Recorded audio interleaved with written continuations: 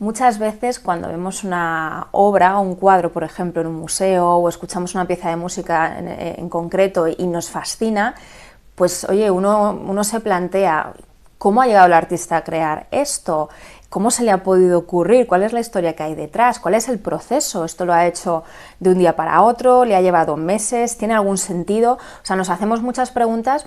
Lógicamente, porque nosotros no hemos logrado hacer algo así, entonces nos genera mucha admiración y por tanto nos hace cuestionarnos.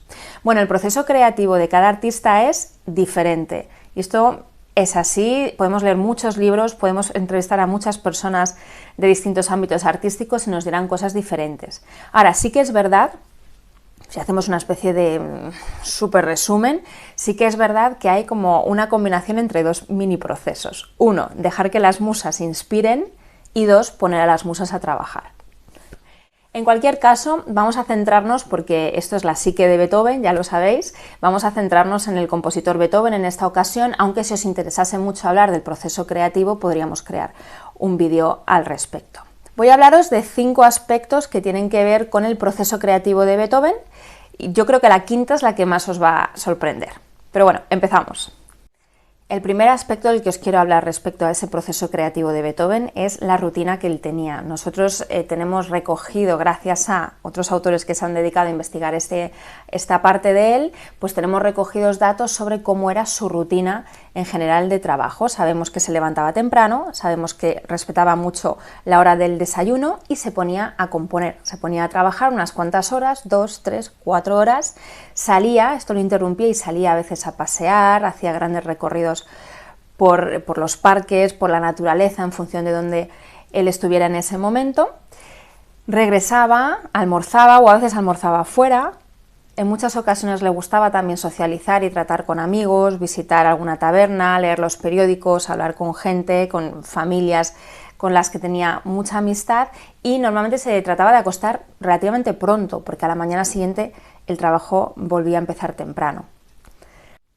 Un segundo dato que sabemos es que él siempre llevaba consigo un pequeño cuaderno. Le gustaba llevar una libretita con su lápiz porque, oye, pues le podía venir la inspiración en cualquier momento y de esa manera lo anotaba. De hecho, esto le pasaba mucho en esos paseos que él daba a lo largo pues, del Rin, por ejemplo, o cuando estaba en verano en algún otro pueblecito de Austria, pues también le gustaba mucho darse esos paseos y ahí le venía la inspiración. Y en lugar de esperar a llegar a casa y ponerse a tocar al piano y tratar de memorizarlo, él dejaba algunas cosas anotadas. Una tercera característica del proceso creativo de Beethoven es que él respetaba mucho los descansos y respetaba mucho cuando no se encontraba bien. Es decir, no era una persona cabezota en este sentido, que aunque estuviese con grandes fiebres, él estaba trabajando. Si él no se encontraba bien, paraba, cesaba el trabajo y, bueno, aunque lo interrumpiese en ese momento, él sabía que podría retomarlo. Y esto queda escrito en las cartas. Hay veces en las que él le ha dicho a alguno de sus mecenas: disculpa, no te he podido entregar esta obra porque llevo 2 semanas enfermo y por tanto las musas no me han ayudado demasiado para trabajar. Un cuarto aspecto que yo mencionaría, y que hay veces que yo creo que esto no se ha percibido como tal, es que Beethoven respetaba mucho el pasado musical. Es decir, hay veces que se ha dicho que Beethoven lo que hizo fue ser muy disruptivo, que quería romper con todo. No exactamente, Beethoven viene de un pasado musical muy rico. Él conoce la obra de Bach, él conoce la obra de Händel, por supuesto conoce a Mozart, es decir, y esto a él le sirve, él copia partituras de ellos, las copia, las transcribe para aprender esa escritura, para aprender ese proceso de crear música. Otra cosa es que él, conforme empieza a construir y a componer su propia música, quiera expandir, quiera hacerlo crecer y por supuesto también tenga una mirada hacia un futuro, hacia esta idea de que la música siga evolucionando. Por eso, y esto es una anécdota, en algunos libros de historia de la música está el periodo clásico en un capítulo, el periodo romántico en otro capítulo, y a Beethoven le han creado un capítulo en medio, ¿no? Como si él hubiese sido un capítulo aparte.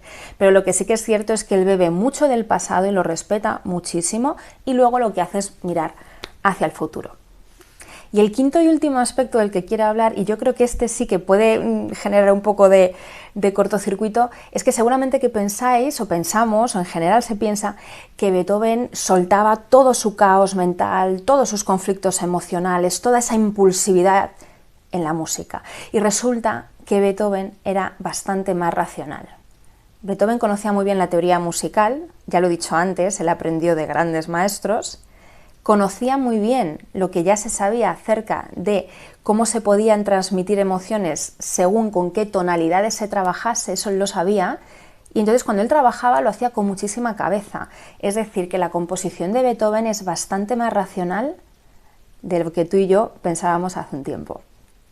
Y hasta aquí el vídeo sobre el proceso creativo de los artistas y sobre todo el proceso creativo de Beethoven. Espero que te haya resultado interesante. Si me quieres dejar un comentario, sabes que me encanta leerlos, que siempre os contesto, que estoy muy agradecida porque sigáis allí. Y oye, pues compartid este vídeo si os parece interesante y creéis que hay más gente que lo puede disfrutar. Y nos vemos en el siguiente. Chao.